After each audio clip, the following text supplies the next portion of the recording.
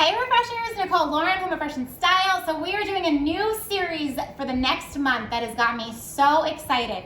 I get a lot of questions and messages from all of you guys about minimalism, declutter, and organizing, and you guys actually want to hear from some of my clients. So I actually had the privilege of working a refresh, a 3-day package with Danielle. She is a fabulous business owner. She owns her own company, and I am blessed to call her a friend now.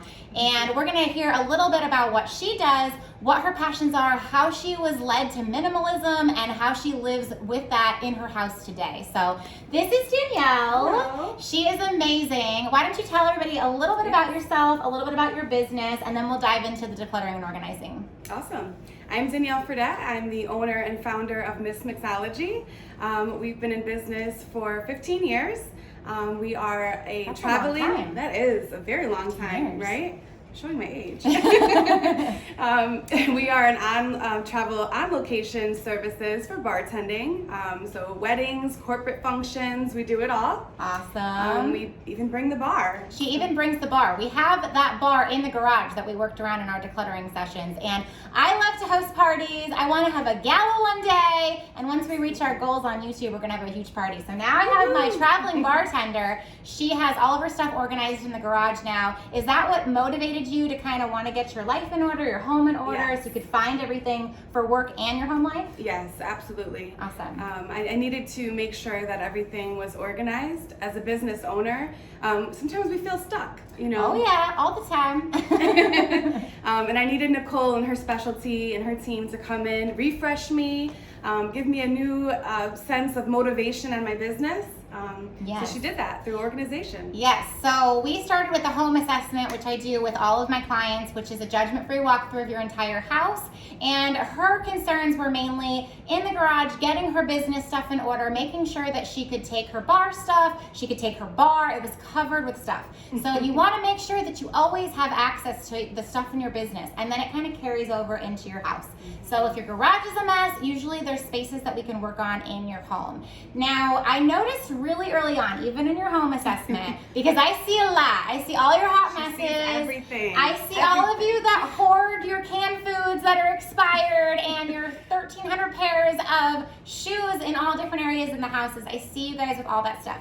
This girl is not a hoarder. I noticed very early on she was very minimal. So is that something that you've always been? Have you always? Tell us a little bit about that, because I'm sure there's people watching thinking, how do I become a minimalist? My name really should be Oh Miss Messy Marie. It was a journey to get here. Okay. It really was. You know, being a new homeowner as well in Florida, I wanted to, you know, find my journey, what works for me. And you know, we hold on to a lot of things. Yes. And, you know, even through this process, you know, Nicole, you've helped me. You know, knowing what do we keep, what do we let go. We hold on to a lot. And it's time to let go. It's time to let go. And a lot of times people have emotional attachments. You think that because someone gave you something, my great-great-great-grandmother gave it to me, I have to keep it.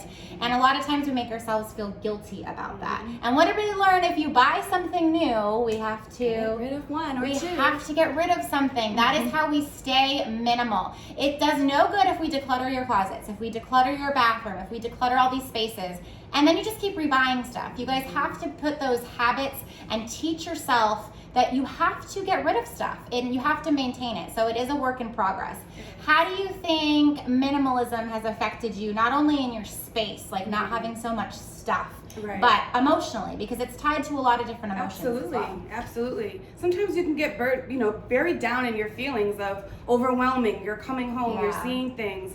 You're drowning. Yes, my business isn't organized. How do I know what I have for equipment? What am I gonna do? If I was asked to have a party last week, I would be searching for Right. things. You can't find anything. No. And a lot of times we don't think about how it's affected our mind and our emotions Absolutely. and anxiety. I know for me, I've shared in some of my videos that I struggle with anxiety. And if stuff is chaotic, I am all over the place. Same thing with kids. A lot of times if the kids' spaces are a hot mess, so think about it as a business owner. right? Like if we come home and our living rooms are a mess, we feel a mess. If our kids go in the office to go do schoolwork, they can't concentrate. If your business stuff is a mess, you're not going to be successful. So she is now ready to reopen soon her business. She moved here from Connecticut and she is ready to start up. We are hopefully moving past all the COVID stuff and now we can have bars opening again. But I think the number one thing is to make sure whatever your business is, in this case it's her traveling bar service, that you have the stuff decluttered and that you have it organized. And she even looked at those bins in the garage and said, well, tell them what you said. Nicole, I think I might need to look at this a second time and do a second declutter. Because everything is now in a bin, everything has a home, everything is labeled, and you're like, do I really need this much? I can't tell you how many times I get calls, texts, and even pictures from my clients that they're like, okay, you left last week, I just got rid of 4 more trash bags worth of stuff, because you'd realize how much stuff we really don't need. What is your advice, since you are pretty minimal in your lifestyle? Do you think that you need backup or extra storage or hoarding items or back stock of all this stuff? Like, what is your tip for everybody on how do you overcome that, feeling the need that you need to have a lot of stuff on hand? I think you need to know what your lifestyle is. You know, for me, I felt like, you know, I'm somebody that enjoys nice things, but I don't need to have a lot of them to make me feel great, right? Right. And so you have to know your lifestyle. And for me, you know, it's a lot of business and work, right? But I want to come home and I want to feel like, whew, you know. Yes. You want to know what you need. And we did run into in the closet. So she had clothes. If you guys are going to not want to miss her YouTube video. So go back and find that. The full session is recorded. But when we hit the closet, we had a little bit of, oh, this stuff I don't fit into yet anymore. A lot of times we're holding on to clothes that are either too big for us, too small for us, and we feel the need to hold on to them. I know that's what you first told me when we dove into that area, but we were able to work through that and get rid of so much. Do you feel like you're gonna miss those clothes, or do you feel like you needed them? No. How do you feel about letting go when you were kind of hit a little obstacle in the process? I had to think about, I'm in Florida now. I'm not in Connecticut. She doesn't need those work coats. No, I don't need those sweaters, you know. So I had to envision, what do I want my life to look like?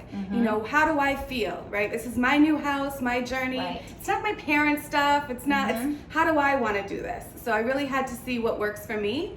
And that's why I chose to be a minimalist. And it's an everyday thing. It's an investment that you need in your life. That's why I invested in Nicole to help me there. I think that it actually makes you value the stuff that you have more. Yes. I feel like when people have an entire room of toys, an entire room of kitchen gadgets, an entire room of something, you don't need it all, and you end up not using it. You ignore it. How many times do you go in the kids' playroom and their toys aren't being played with? Or in this case, you go into the office and you've got all this stuff that you don't use. You don't need it. When you actually become minimal, you realize that we don't need a lot of stuff, and I think it puts a bigger value on the stuff that we actually decide to keep.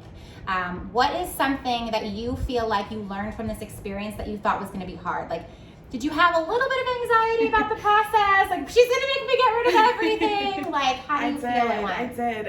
You know, it's almost like an invasion, right? Yes, I'm coming in and opening your drawers. I didn't feel violated at all.